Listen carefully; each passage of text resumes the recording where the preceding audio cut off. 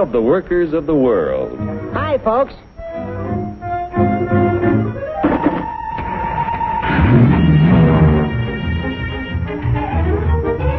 Joe's the king because he can buy more with his wages than any other worker on the globe.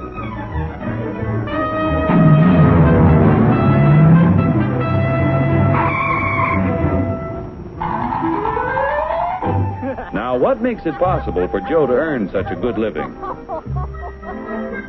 He's no smarter than workers in other countries. Are you kidding?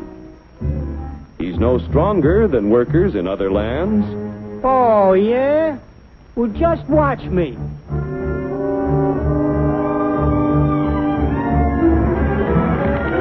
Ow! Just because Joe's an American doesn't mean... Yeah? Well, being an American is the best thing in the... Oh! My back! Sure, being an American is great, but how could you be superior to any foreigner when you or your folks might be any one of a dozen different races or religions? So, if you're no Superman, it must be the American way of doing things that makes you the luckiest guy in the world. I don't think I'm so lucky. You don't? Well, let me show you. Hey, what's that gadget? Television? No, it's a time machine. Just pull that lever. You'll see how people worked 100 years ago. Hey, this I like. Oh, that's too far back. Try again. We want to stop at 1850. Who's the character? That's your grandfather, Joe. Oh. He had to work 69 hours a week to earn a living because he had only inexpensive hand tools and his own strength to help him make things. Your grandfather was a powerful man, yet his strength equaled only 1/10 of a horsepower. You have hundreds of horsepower in this costly giant of a machine to multiply your strength and efficiency 1,000 times. This makes it possible for you to earn more than any worker in history.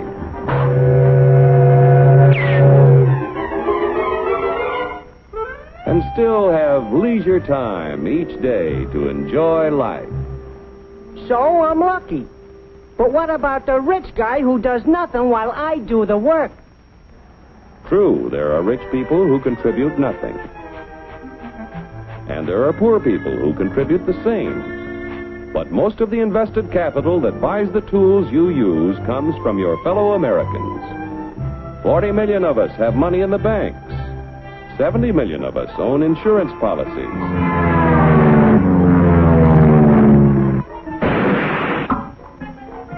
Over 15 million of us invest savings in corporation stocks and bonds, which help to finance industry.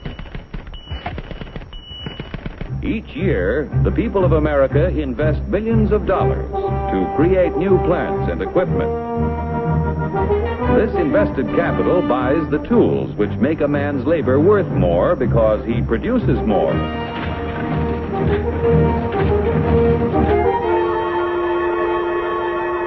In China, for example, where there is practically no capital available for investment in plants or tools, a man's labor is not worth very much.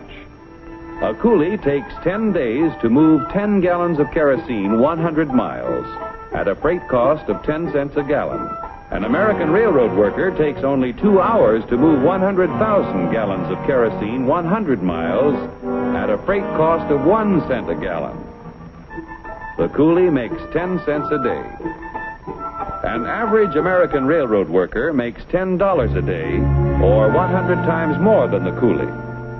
The average railroad worker has the benefit of a $20,000 investment in equipment.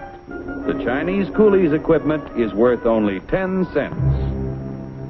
With constant improvement in expensive tools and the skill to use them, the value of any man's labor can be multiplied many times. Naturally, the people in this country who invest their savings with industry expect dividends. No dividends, no investments.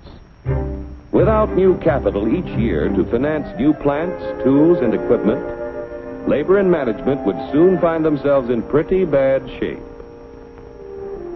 Yeah, without capital to buy new tools, I might not do so good. But look what a new invention did to my grandpa. For 25 years, he knocks his brains out in the wagon works. Then along comes the gas button. Need I tell you what happened to Grandpop?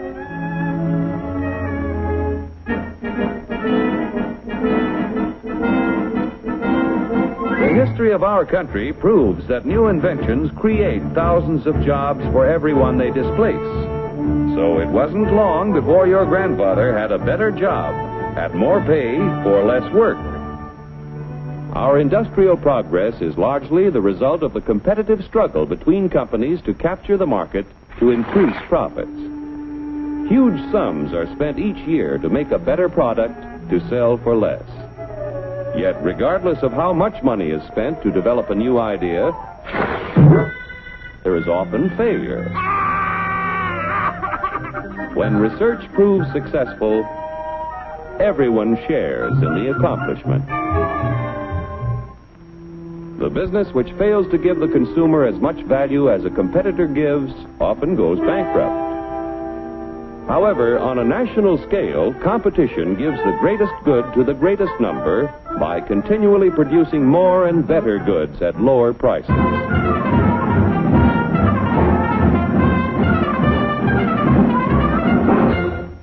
The American way of doing things makes it possible for more people to own their own homes. We're only 7% of the world's population, but we have 50% of the radios.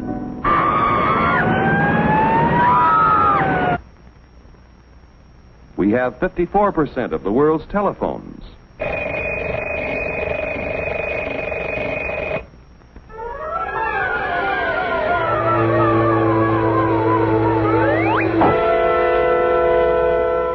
Americans own practically all the refrigerators in existence to give them plenty of ice quickly and easily.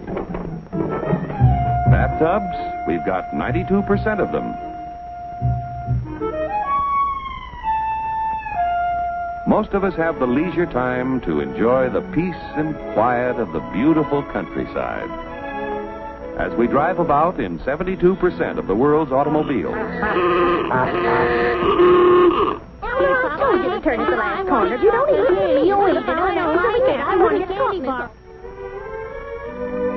Under the protection of our freedoms, American labor, management, and capital, the greatest production team in the history of mankind, have made the United States the industrial master of the world.